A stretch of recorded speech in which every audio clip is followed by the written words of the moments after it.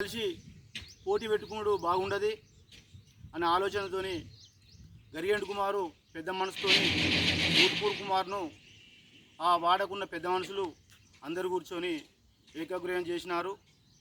దానికి గాను నేను వట్టికనే నాకు ప్రజలు ఓట్లేసారు.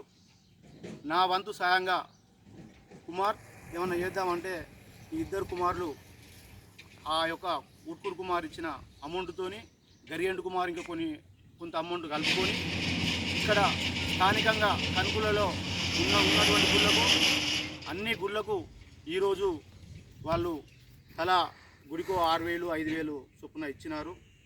ఇటువంటి మంచి పనికి ఊరుకు మంచి పేరుంటుంది.